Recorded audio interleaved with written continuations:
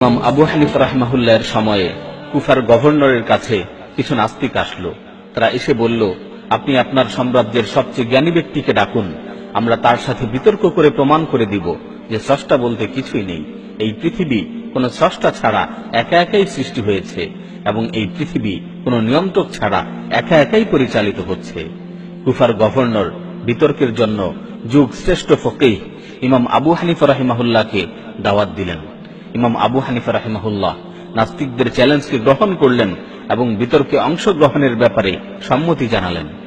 দিন তারিখ ঠিক করে বিতর্কের আয়োজন করা হলো। বিতর্কের দিন বিতর্ক দেখার জন্য সকলে উপস্থিত। নাস্তিকরা ঠিক সময়ে মঞ্চে এসে উপস্থিত হলো। ইমাম আবু হানিফা রাহিমাহুল্লাহ ইচ্ছা করেই দেরি করতে লাগলেন। আবু হানিফা রাহিমাহুল্লাহর আসতে দেরি হচ্ছে দেখে নাস্তিকরা হইচই শুরু করলো এবং হাসাহাসি করে বলতে লাগলো, আবু হানিফা ভয় পেয়েছে, আমাদের সাথে বিতর্ক করার মতো সাহস তার নেই, এজন্যই সে আসছে না। কিছুক্ষণের মাঝেই দেখা গেল ইমাম আবু হানিফা রাহিমাহুল্লাহ তাড়াহুড়া করে একাই মঞ্চে এসে উপস্থিত হলেন। তখন নাস্তিকরা বলল, আপনি কেন দেরি করলেন, আমরা তো জিতে গেছি। আবু হানিফা রাহিমাহুল্লাহ বললেন, শান্ত হও, কে জিতবে সেই বিষয়ে পরে আসছি, আগে শুনো কেন আমার দেরি হলো। সবাই বলল, আচ্ছা ঠিক আছে, বলুন কেন আপনার দেরি হলো। আবু হানিফা রাহিমাহুল্লাহ বললেন, আমি এখানে আসার জন্য ঠিক সময়ে বাড়ি থেকে বের হলাম। আমার বাড়ি থেকে এখানে আসতে মাঝখানে একটি নদী পড়ে। আমি যখন নদীর পাড়ে আসি তখন দেখতে পেলাম নদীতে কোনো নৌকা নেই। আমি খুব চিন্তায় পড়ে গেলাম, নৌকা ছাড়া কিভাবে আসব। বেশ কিছুক্ষণ দাঁড়িয়ে রইলাম। হঠাৎ করে দেখতে পেলাম নদীর মাঝখান থেকে একটি বিশাল বড় গাছ বেরিয়ে আসলো। গাছটি একাকী চিরে টুকরো টুকরো হয়ে তক্তায় পরিণত হয়ে গেল। তারপর তক্তাগুলো একটি অপরটির সাথে জোড়া লেগে একটা নৌকায় পরিণত হলো। নৌকাটি আমার সামনে এসে থামলো। আমি নৌকায় উঠলাম। নৌকাটি একাকী চলতে লাগলো এবং আমাকে এপারে নামিয়ে দিল। আমি নেমে এখানে চলে আসলাম। এটাই হলো আমার দেরি হওয়ার কারণ।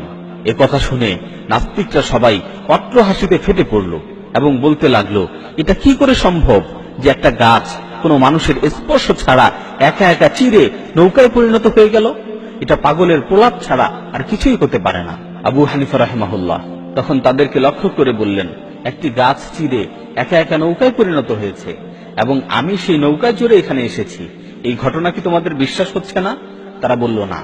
আবু হানিফা রাহিমাহুল্লাহ জিজ্ঞেস করলেন, বিশ্বাস না হওয়ার কারণ কি? তারা বলল, মানুষ বা যন্ত্রের সাহায্য ছাড়া একটা নৌকা কখনো নিজে নিজে তৈরি হতে পারে না, আর কোনো মাঝি বা নিয়ন্ত্রক ছাড়া কোনো নৌকা একা একা চলতে পারে না। এই জবাব শোনা মাত্রই আবু হানিফা রাহিমাহুল্লাহ বলে উঠলেন, আমার আজকের বিতর্ক এখানেই শেষ।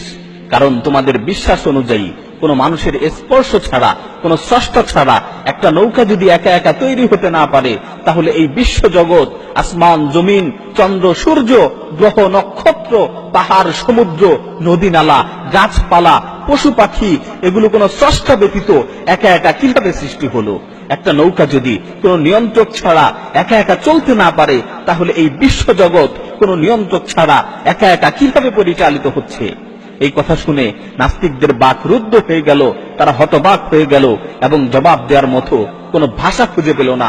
ফাবুহিতাল্লাযী কাফার ওয়াল্লাহু লা ইয়াহদিল কওমায যালিমিন।